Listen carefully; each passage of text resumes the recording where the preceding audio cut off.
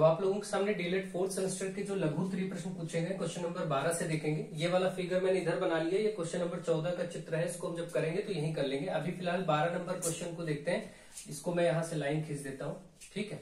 अब यहाँ से क्वेश्चन नंबर 12 का सोल्यूशन देखेंगे। देखिए क्वेश्चन नंबर 12 में फिगर दिया है, मैंने पूरा प्रश्न नहीं नोट किया, फिगर में सब चीजें मेंशन कर दी जो दी थी। यहाँ पर आपको CD 8 दिया था, CE 5 सेंटीमीटर, BE 6 सेंटीमीटर दिया था, ये सब सेंटीमीटर में ध्यान रखिएगा। और यहाँ क्षेत्रफल ज्ञात करना था। तो समलंब के क्षेत्रफल का सूत्र आप सभी जानते हैं, तो समलंब के क्षेत्रफल का सूत्र मैंने बहुत बार आपको बताया है, 1/2 गुणे समांतर भुजाओं का योग, समांतर भुजाओं का योग गुणे ऊंचाई, ये होता है। तो 1/2 गुणे समांतर भुजाओं का योग। देखिए समांतर भुजा एक तो CD है, तो आपको CD लेना पड़ेगा, प्लस एक ये A से B तक दूसरी समांतर भुजा है, और गुणे ऊंचाई की जगह आपको यहाँ CE रखना पड़ेगा, ठीक है।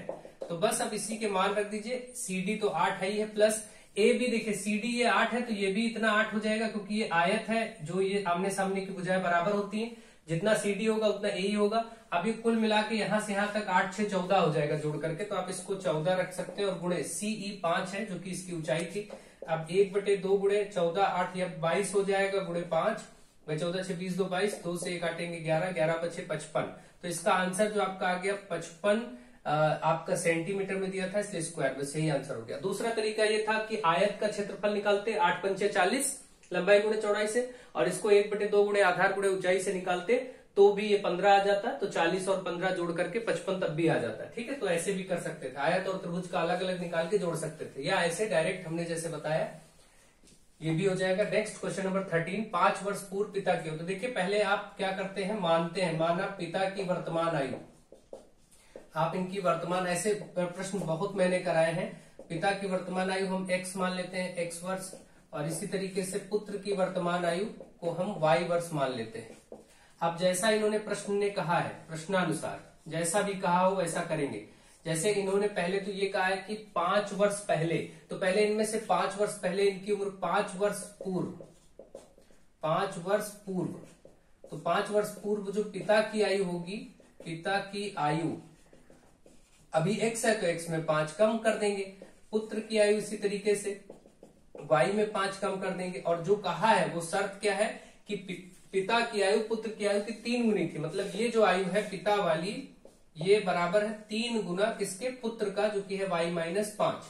बस इसको सरल करेंगे तो एक समीकरण बनेगा, x-5 बराबर 3y-15, तो ये x-3y बराबर -15 ये है, प्लस 5 उधर हो जाएगा, तो ये माइनस का 10 आएगा।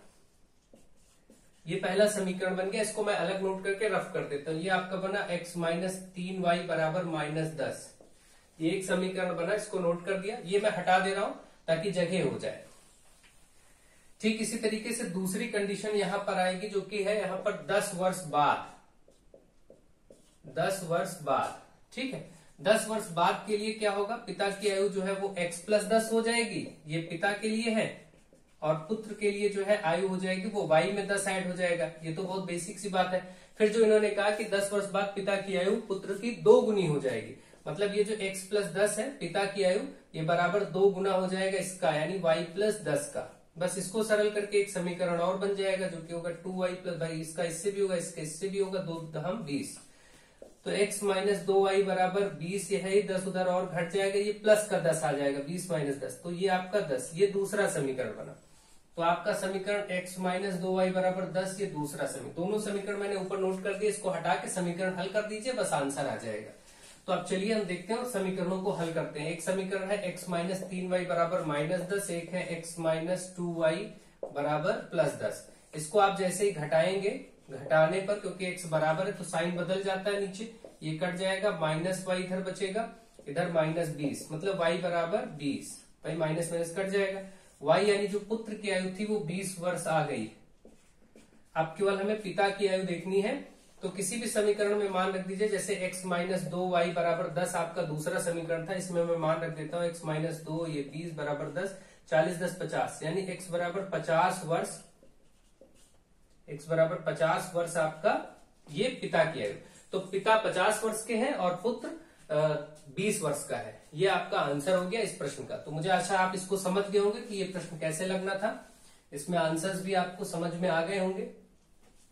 नेक्स्ट क्वेश्चन, ये 14 नंबर जो जिसका ये फिगर बना हुआ है, तो अब डायरेक्टली इसको देख लेते हैं कि इसमें इन्होंने क्या डिमांड की थी। इस प्रश्न में पार्श्वसूत्र में वृत्त की दो जीवाएं ए बी और सी डी है। ए बी और सी डी दो जीवाएं हैं, ए बी ए और सी डी ए दो जीवाएं हैं, ठीक है। और यहाँ पर कोण भी दिए, पी 30 है, यहाँ पर 30 बन रहा है, यहाँ पर 35 बन रहा है। सीबीपी बताना है। तो देखिए जितना यहाँ 35 बन रहा है उतना ही यहाँ बनेगा। आपको मालूम समान वृत्तखंड के कोण बराबर होते, तो 35 ये तो 35 ये भी हो जाएगा। अब आप एक त्रिभुज देखिए सीबीपी को ही, त्रिभुज सीबीपी में, तो उसमें कोण एक तो आपका 35 है और प्लस ये वाला कोण जो आपको निकालना है सीबीपी दूसरा कोण ये वाला है जो आपको निकालना ही है, और प्लस एक ये 30 है। तीनों का योगफल 180 हो जाएगा। बस कोण सीबीपी बराबर ये 30 35 65 हो जाएगा, या इधर ही एक बार लिख लेते हैं जोड़ के, बराबर 180 से 65 उधर जाएगा, माइनस हो जाएगा, और यही कोण सीबीपी का मान हो जाएगा। कोण सीबीपी जब 65 माइनस होगा तो 115 डिग्री आएगा। 15 65 5 70 80, ठीक है, 115 डिग्री सीबीपी का मान हो जाएगा। यही आपका आंसर है। बहुत बेसिक सा क्वेश्चन था, केवल समझना था। ये 35 है तो ये भी 35 होगा। फिर इस त्रिभुज में देखिए यही आपको बताना है, दो कोण आपको मालूम ही हो गए। इस तरीके से आपका ये 115 आंसर हो जाएगा। मुझे आशा है आपको ये क्वेश्चन समझ में आ गए होंगे। 14 15 16 17 18 4 क्वेश्चन और बचे, उनको अगले पार्ट में हम लोग देखते हैं। तब तक आप इनको मैच करिए, और नेक्स्ट पार्ट अभी तुरंत आपको मिल रहा है जिसमें आप बाकी के 4 क्वेश्चन भी मैच कर सकते हैं। तो चलिए देखते हैं।